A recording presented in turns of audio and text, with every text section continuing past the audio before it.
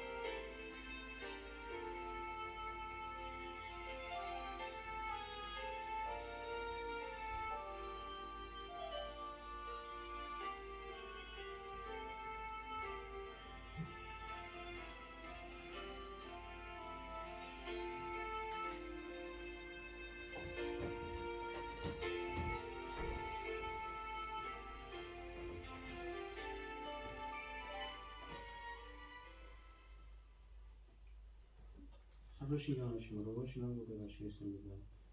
전능하사 천지를 만드신 하나님 아버지를 내가 믿사오며 그 외아들 우리 주 예수 그리스도를 믿사오니 이는 성령으로 잉태하사 동정녀 마리아에게 나시고 본디오 빌라도에게 고난을 받으사 십자가에 못 박혀 죽으시고 장사한 지 사흘 만에 죽은 자 가운데서 다시 살아나시며 하늘에 오르사 전능하신 하나님 편에 앉아 계시다가 저리로서 산자와 죽은 자를 심판하러 오시리라.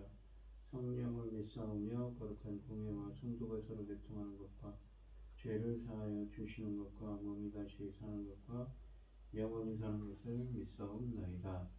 아멘. 266장입니다. 찬송가 266장입니다.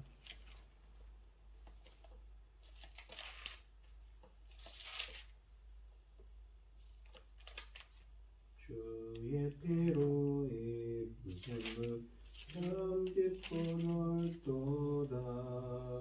구원하는 크신 능력 다 찬송할지라.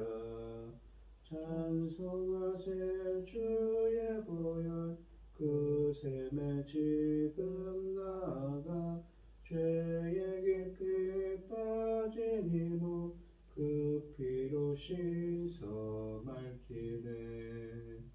죄악 세상이 김으로 거룩한 길 가는 나의 마음 성전 삼고 주께서 계시네.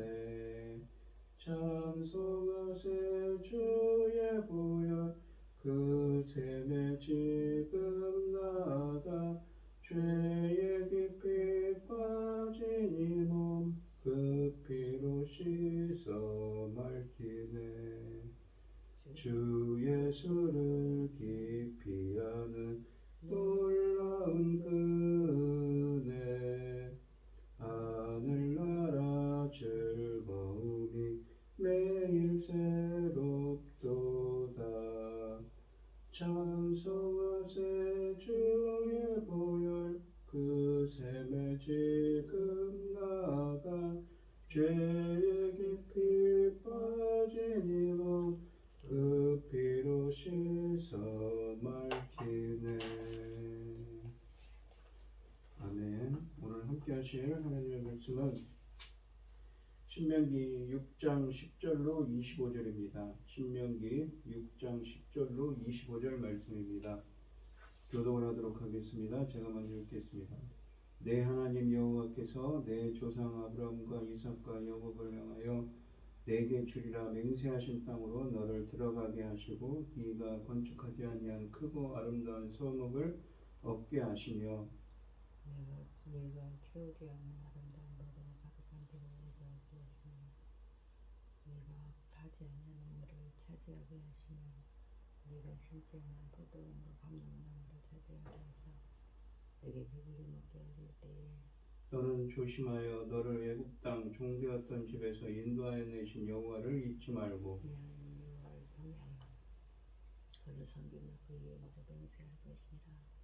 너희는 다른 신을 곧 내 사면에 있는 백성의 신들을 따르지 말라. 너희 중에 계신 너희 하나님 여호와는 질투하신 하나님이신즉 너희 하나님 여호와께서 내게 진노하사 너를 지면에서 멸절시킬까 두려워하노라. 너희가 마사에서 시험한 것 같이 너희 하나님 여호와를 시험하지 말고 너희 하나님 여호와께서 너에게 명하신 명령과 증거와 규례를 삼가 지키며 여호와께서 보시기에 정직하고 선량한 일을 행하라. 그리하면 내가 복을 받고 그 땅에 들어가서 여호와께서 모든 대적을 내 앞에서 쫓아내시겠다고 내 조상들에게 맹세하신 아름다운 땅을 차지하리니 여호와의 말씀과 같으니라. 후일에 네 아들이 묻기를 우리 하나님 여호와께서 명령하신 증거와 규례와 법도가 무슨 뜻이냐 하거든. 너는 내 아들에게 이르기를 우리가 옛적에 애굽에서 바로의 종이 되었더니 여호와께서 권능의 손으로 우리를 애굽에서 인도하여 내셨나이다. 나니 곧 여호와께서 우리의 목전에서 크고 두려운 이적과 기사를 애굽과 바로 온 집에 베푸시고 우리 조상들에게 맹세하신 땅을 우리에게 주어 들어가게 하시려고 우리를 거기서 인도하여 내시고 여호와께서 우리에게 모든 그리를 지키라 명령하셨으니 우리가 우리 하나님 여호와를 경외하여 항상 복을 누리게 하기 위하시니 또 여호와께서 우리를 오늘과 같이 살게 하려 하심이라. 우리가 그 명령하신 대로 이 모든 명령을 우리 하나님 여호와 앞에서 삼가 지키면 그것이 곧 우리의 의로움이니라 할지니라. 아멘. 오늘 본문 말씀의 제목은 기억하라입니다. 모세는 장차 약속의 땅에서 이스라엘 백성이 하지 말아야 할 행위와 반드시 지켜 행할 것들을 일러줍니다. 10절로 19절은 불신앙에 대해 경고합니다. 이스라엘은 머지않아 하나님이 말씀하신 대로 요단강을 건너 약속의 땅에 정착하게 될 겁니다. 그 땅은 매우 풍요로운 땅입니다. 그러므로 이스라엘은 그 땅에서 많은 것을 누리게 될 겁니다. 다만 문제는 혹시라도 그들이 누리게 될 풍요로움이 하나님의 이름을 기억 속에 묻어버릴까 하는 우려입니다. 그들이 누리게 될 물질적인 풍요로움은 정녕 하나님의 축복이지만 그 축복이 경우에 따라서는 사람들에게 하나님으로부터 멀어지게 하는 저주가 될 수도 있기 때문입니다. 오늘날도 많은 성도들이 하나님의 축복을 간구하는데 정작 축복을 받고 나면 언제 간구했냐며 그 복을 내려주신 자를 망각하는 사람들이 얼마나 많은지요. 그러므로 이 본문은 이스라엘에게 이 풍요로움이 가져오는 덫에 걸리지 않도록 하라고 권면합니다.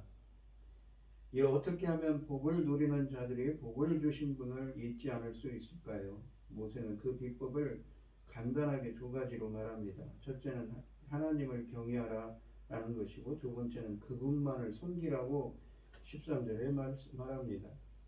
이스라엘이 곧 차지하게 될 가나안 땅은 매우 풍요로운 땅입니다. 성경은 누누이 그 땅을 젖과 꿀이 흐르는 땅으로 묘사해 왔습니다. 그러므로 본문이 요단강 서편 땅을 풍요로운 땅으로 묘사하는 것은 별로 새로운 일이 아닙니다. 다만 새로운 사실은 이스라엘이 그 땅을 차지하면 개간할 필요가 없고 성읍이나 집을 지을 필요도 우물을 팔 필요도 심지어 포도원이나 올리브 농장을 만들 필요가 없다는 사실입니다.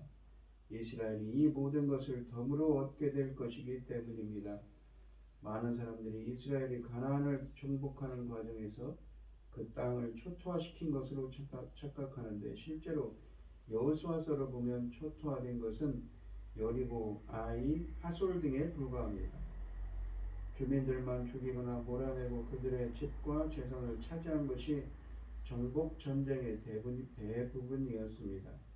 본문과 19장 1절 등은 이러한 사실을 미리 예고합니다.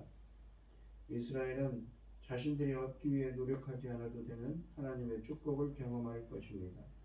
이들이 또 하나 기억해야 하는 것은 이 축복이 그들에게 임하기는 하지만 축복의 이유가 그들에게 있지 않고 그들의 조상들에게 있다는 사실이라는 점을 10절에서 말씀하십니다.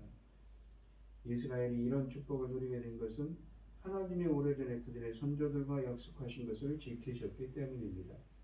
모세의 권면을 듣고 있는 세대에게는 더욱더 조상에게 감사하고 겸손해야 할 필요가 있습니다. 가나안 정복을 눈앞에 둔 세대가 이와 같은 축복을 누리게 된 것은 결코 그들이 잘해서도 아니고 그들의 조상이 잘해서도 아닙니다. 하나님이 일방적으로 그들의 조상에게 주신 약속 때문입니다. 신앙이 세대 간에 전수된다는 것은 이처럼 아름답고 복된 일입니다. 하나님은 한 번 하신 약속은 수천 년이 지나도 꼭 이루시는 분이기 때문입니다. 또한 많은 경우 현 세대의 신실함으로 인해 내려질 하나님의 축복이 다음 세대에 내려지는 것이 신앙입니다. 그러므로 오늘 이 순간 우리가 다음 세대를 위하여 할 수 있는 최선은 곧 우리가 이 순간에 하나님 앞에 바로 서는 것입니다. 이스라엘이 누리게 될 풍요로움은 좋은 것이며 하나님의 축복입니다. 그러나 본문은 그들이 누릴 축복이 올무가 되어 그들의 발목을 잡지 않을까 12절에 염려합니다. 어떻게 하나님이 내려주신 풍요로움이 오히려 주의 백성이 하나님을 멀리하게 하는 계기로 변질될 수 있단 말일까요? 이 재물과 풍요로움에 대한 올바른 가치관과 사리 판단이 서지 않으면 사람의 마음은 교만과 어리석음으로 가득 차서 하나님만을 의지하고 바라는 일을 잊어버릴 수 있다고 하십니다. 아담이 타락한 후 인간은 때로는 자신도 어찌할 수 없는 도덕적 부패를 지니고 있습니다. 그러므로 모세는 이스라엘이 가나안 땅에 들어가 많은 풍요로움을 누리더라도 이집트에서 그들을 구원해 내신 하나님을 잊지 말라고 12절에 권면합니다. 하나님의 축복은 좋은 것이지만 절제되지 않고 무책임한 자에게는 오히려 해가 될 수 있다는 것입니다. 13절에 말씀하시기를 이스라엘은 오직 하나님만을 경외하며 하나님만을 섬기고 하나님의 이름으로만 맹세해야 한다고 하십니다.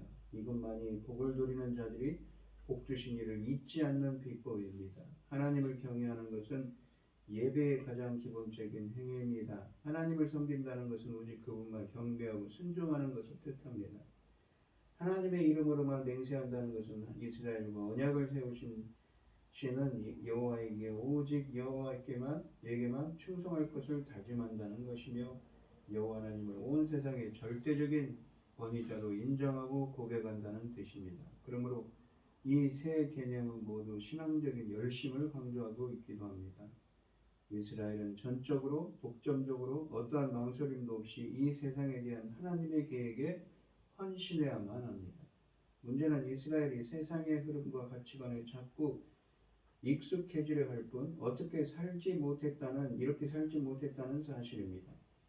하나님의 말씀과 기준이 존중되지 않는 이 세상에서 믿음은 우리에게 연어가 물을 거슬러 올라가듯 세상의 흐름과 가치관에 역행하려 합니다.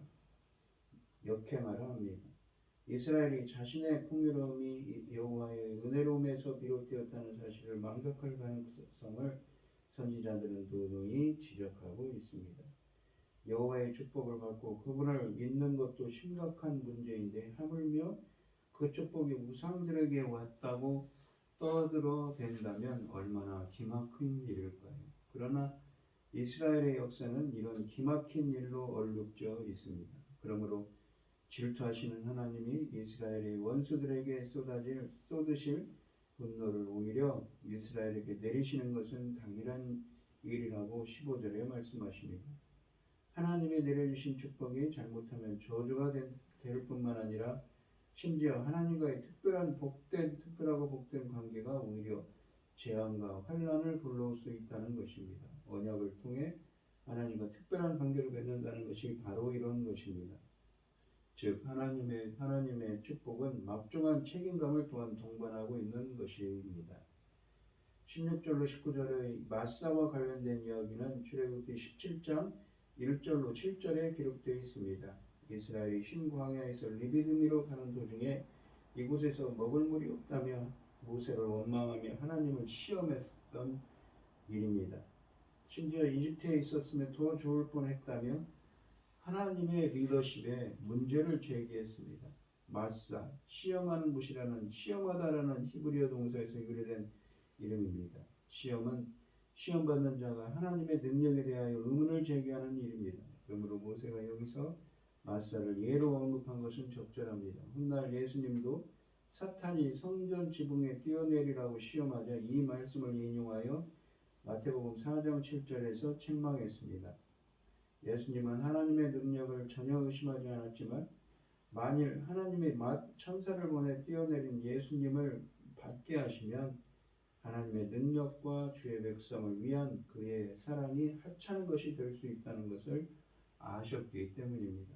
이스라엘은 그들의 선조들이 마사에서 하나님의 능력에 의문을 제기했던 일을 교훈삼아 가나안 땅에서는 결코 하나님을 시험하는 일, 즉 그분의 능력에 의문을 제기하는 일은 삼가하여야 합니다. 과거의 실수를 거울 삼아 여호와는 이스라엘 선조들에게 약속하신 것에 따라 그들의 후손을 가나안 땅으로 인도하실 충분한 능력이 있는 분이시라는 사실을 믿어 의심하지 않아야 합니다. 이스라엘이 약속의 땅에 입성하면 다시는 하나님을 시험하지 말고 시험하지 말라고 권면한 모세는 그들에게 하나님의 말씀에 전적으로 순종하고 잘 지킬 것을 17절에 당부합니다. 본문은 하나님을 시험하는 일, 16절 말씀과 17절에 순종하는 일을 대조함으로써 하나님을 시험하는 일은 곧 불순종임을 강조합니다. 또한 18, 19절에서는 말씀에 순종하여 하나님 앞에서 올바르고 선한 삶을 사는 것만이 이스라엘의 미래를 보장한다고 합니다. 하나님 보시기에 올바르고 선한 일은 하나님의 율법과 규례대로 살아가는 것을 뜻한다고 출애굽기 15장 26절에 말씀하셨습니다. 이 말씀은 이스라엘이 하나님의 말씀에 순종해야만 가나안에 입성한다는 점을 강조하는 것이 아닙니다.